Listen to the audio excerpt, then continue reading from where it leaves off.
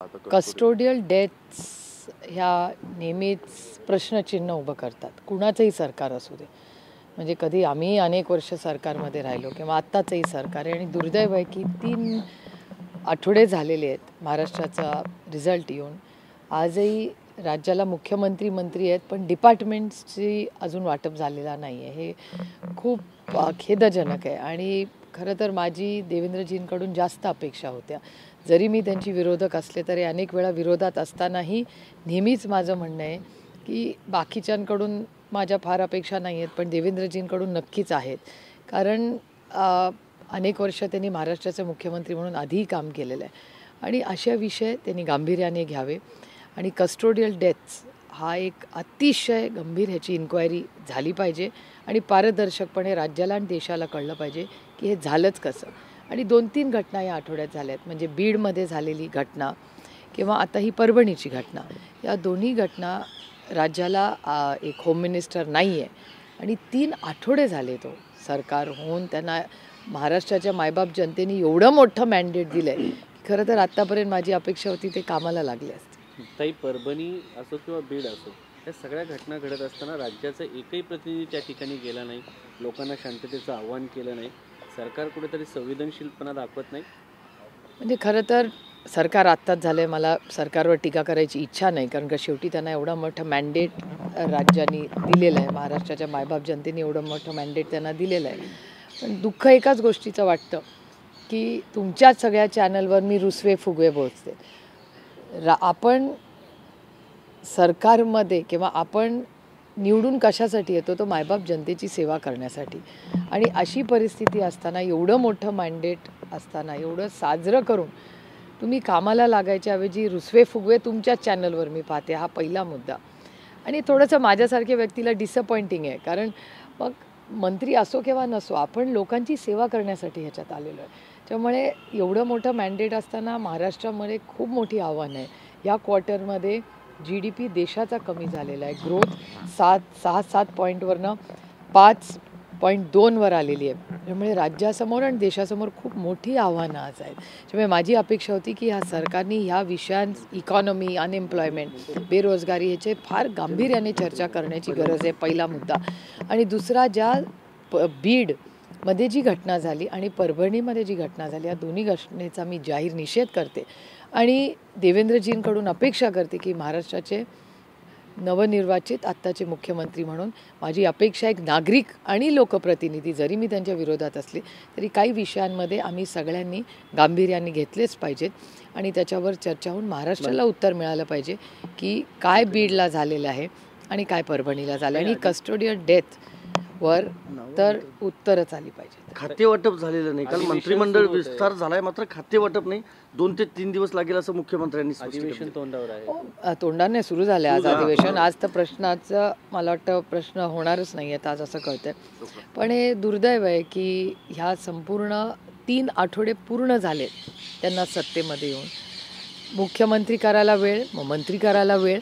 आणि नॉर्मली भारतीय जनता पक्ष नेहमी स्वतःला नवीन, जेव्हा पहिल्यांदा 14मध्ये 18मध्ये निवडून आले, तेव्हा भारतीय जनता पक्ष अभिमानाने म्हणायचा की we are a party with a difference, आणि आम्ही लगेच कामाला लागतो. महाराष्ट्रामध्ये असं का होतं आहे हे खरंच महाराष्ट्राला न शोभणार आहे, आणि अर्थातच अस्वस्थ करणार आहे. कारण 3 आठवडे झालेत ना, तुम्हाला एवढा मोठा लोकांनी मॅन्डेट विश्वासाच्या नात्याने दिला आहे, तर ते काम कधी सुरू होणार ह्या अपेक्षेत संपूर्ण महाराष्ट्र आहे आणि मी आहे. ज्यावेळेस NCP मध्ये विभागणी झाली होती, 2 वेगवेगळे गट झाले होते, छगन भुजबळ हे अजित पवारांबरोबर गेले होते. त्यांची अपेक्षा होती की मंत्रिमंडळात त्यांना स्थान मिळेल, पण एक OBC नेत्याला डावलल्या गेलेला आहे अशी त्यांच्या कार्यकर्ते म्हणतात की छगन भुजबळ यांचं काय चुकलं, जरांगे पाटील असो, सगळ्या मुद्द्यावरती आम्ही पुढे होतो पण आम्हाला डावलण्यात आलं. हा त्यांच्या पक्षाचा अंतर्गत प्रश्न आहे. आम्ही एकत्र असिस्तोवर साहेबांच्या बरोबरीनेच भुजबळ साहेबांचा मान सन्मान हा पक्षाने नेहमीच केलेला आहे. त्यांची सीट ही नेहमी आदरणीय पवारसाहेबांच्या शेजारीच असायची, आणि प्रत्येक वेळीस कुठलीही जबाबदारीचा जेव्हा विषय असायचा तेव्हा अर्थातच पहिलं नाव हे माननीय भुजबळ साहेबांचं असावं. वयाने, कर्तृत्वाने, आणि आदरणीय पवारसाहेबांबरोबर भुजबळ साहेब अनेक वेळा खूप ताकदीने उभे राहिलेले आहेत, हे मी आयुष्यभर विसरणार नाही. आणि ज्या काही घटना 1.5-2 वर्षात झाल्या त्याला अनेक कारणंही आहेत. त्याच्यामुळे मला 1.5-2 वर्षापूर्वी काय झालं ह्याच्यात पडायचं नाही. पण अर्थातच हा त्यांच्या पक्षाचा त्यांच्या अंतर्गत प्रश्न आहे. त्याच्यामुळे मला वाटतं त्यांना हा प्रश्न विचारला जास्त योग्य आहे. आता ज्या परभणीच्या हे जे पडसाद उमटत आहेत ताई, सोमनाथचा मृत्यू झाल्यानंतर कोठडीतला चेंबूरमध्ये आंबेडकरी अनुयायी यांचं आंदोलन सुरू झालं आहे. राज्यभर पडसाद उमटत आहेत. पण आज आपले काही नेते जाणार आहे आज. आणि अर्थातच अशा वेळीच माणुसकीच्या नात्याने तिथे काय चाललं आहे ह्याच्यासाठी गेलंच पाहिजे ना. शेवटी आम्ही लोकप्रतिनिधी आहोत. आपल्या राज्यामध्ये कुठलीही घटना झाली आणि त्याच्यात जर लोक आपले अस्वस्थ असतील तर हे आमचं कर्तव्य आहे जाणं. म्हणजे विरोधक म्हणून नाही, पण लोकप्रतिनिधी म्हणून आम्ही गेलंच पाहिजे. लोकांना आधार दिला पाहिजे, लोकांबरोबर उभं राहिलं पाहिजे. आणि आज जे नागपूरमध्ये रुसवे फुगवे चालले आहेत त्याच्याऐवजी मला असं वाटतं की महाराष्ट्रामध्ये आज ही मोठी आव्हानं आहेत. लोकांना धीर देऊन कॉन्फिडन्स द्यायची गरज आहे. उस्ताद जाकीर हुसेन यांचं काल निधन झालंय. नक्की कन्फर्म आहे ना? कारण का काल मला परत फोन आले की नाही, कारण मला पूर्णपणे कालही 2 वेळा असं झालं की सगळ्यांनी आधी ट्विट केलं, त्याच्यानंतर परत आलं की घटना नाही आहे. त्याच्यामुळे जाकीर हुसेन हे या राज्याचे नाही, भारताचे नाही, पण देशाचे एक अतिशय उत्तम संगीतकार होऊन गेले. आणि ती ताल काल थांबली हे अतिशय दुर्दैवी आहे. आणि माझे तर त्यांच्याशी अतिशय जिव्हाळ्याचे प्रेमाचे अनेक दशकाचे संबंध. म्हणजे आदरणीय पवारसाहेब जेव्हा 90 साली पहिल्यांदा दिल्लीत आले तेव्हा आम्ही इथेच बरोबर समोर, आता आम्ही 6 जनपथला राहतो, 5 जनपथला दरवर्षी आमच्याकडे गाण्याचा कार्यक्रम असायचा. पंडित जसराज असतील, पंडित भीमसेन जोशी सर असतील किंवा पंडित जाकीर हुसेन असतील, या सगळ्यांचे परफॉर्मन्स बरोबर समोरच्या घरात 5 जनपथला झालेले आहेत. आणि आदरणीय पवारसाहेबांना ह्या सगळ्या म्हणजे मग लिखाण असेल किंवा संगीत असेल, महाराष्ट्राच्या आणि देशाच्या ह्या ज्या परंपरा आहेत त्याचं अतिशय प्रेम आहे. त्याच्यामुळे आमच्या घरी दरवर्षी या सगळ्यांचे कार्यक्रम झालेलेच आहेत.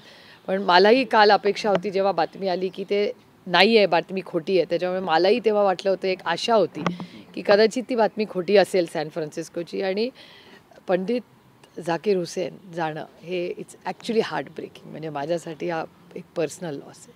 काही शेतकऱ्यांनी पुन्हा एकदा शंभू बॉर्डरवरती आंदोलन कितीतरी वर्ष आता पाहिलं तर महिन्यांपासून सुरू आहे. आज त्यांनी ट्रॅक्टर मार्चची हाक दिली देशामध्ये. त्यांच्यावरती अश्रुधुरांचा मारा केला जातो आहे, कॅनन टाकले जात आहेत आणि 101 शेतकऱ्यांना दिल्लीमध्ये येऊन आंदोलन करायचं नाही. हे गेले 15-20 दिवस ही गोष्ट अस्वस्थता सगळीकडेच जाणवते. मागच्याही आठवड्यामध्ये संसदेमध्ये जेव्हा चर्चा झाली तेव्हा MSPवरनं खूप मोठी चर्चा झाली. आणि तुम्ही पाहिलं असेल की ह्या देशाचे धनगडजी जे व्हाईस प्रेसिडेंट आहेत या देशाचे, त्यांनी एका ऑफिशियल व्यासपीठावरनं ह्या देशाच्या शेतीमंत्र्यांना सांगितलं आहे की तुम्ही मिनिमम सपोर्ट प्राईस ही शेतकऱ्यांना दिली पाहिजे. हे या देशाच्या व्हाईस प्रेसिडेंटलाही वाटतं. म्हणजे धनगडजींना ही त्यांच्या वाचनात अनुभवात आलं असेल की आज शेतकऱ्यांवर अन्याय होतो आहे आणि शेतकऱ्यांना हमीभाव मिळत नाही आहे, ज्याच्याबद्दल आम्हीही मागच्या आठवड्यात पार्लमेंटमध्ये बोललेलो आहोत. त्यामुळे अर्थातच ह्या देशातला शेतकरी हा अस्वस्थ आहे. आणि महाराष्ट्रात सोयाबीन असेल, कपास असेल, दुधाचा भाव असेल, ही खूप मोठी आव्हानं आज शेतीवर आहेत. आणि जी उत्तरं पार्लमेंटमध्ये आमच्याकडे येत आहेत सरकारकडून त्याच्यातही सांगितलं जातं आहे. मग पीक विमाचा प्रश्न असेल किंवा हमीभावाचा प्रश्न असेल, ह्याच्यात सरकार म्हणजे ज्या देशाचे व्हाईस प्रेसिडेंट जेव्हा बोलतात त्याच्यावर आम्ही जे विरोधक म्हणून आम्हाला आरोप होतात त्याच्यावर शिक्कामोर्तब झालंच ना व्हाईस प्रेसिडेंटच्या भाषणातून. मणिशंकर अय्यर यांनी पुस्तकात सांगितलं की प्रणब मुखर्जी हे 2014 मध्ये पंतप्रधान झाले असते आणि मनमोहन सिंग हे प्रेसिडेंट झाले असते तर UPAचं चांगलं एक रिझल्ट आलं असतं. एकतर आम्ही सशक्त लोकशाहीवर विश्वास ठेवतो आणि प्रत्येकाला आपलं मन आणि मत मांडायचा अधिकार हा संविधानाने दिलेला आहे. त्यामुळे प्रत्येकजण आपल्या पद्धतीने किंवा आपल्या लेन्समधून ती गोष्ट बोलते. त्याच्यामुळे त्यांना आज जर तसं वाटत असेल तर तो त्यांचा अधिकार आहे.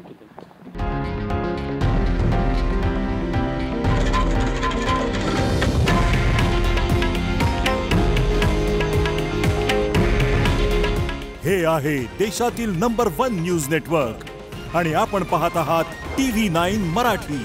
काळजी तुमची, हित महाराष्ट्राचं.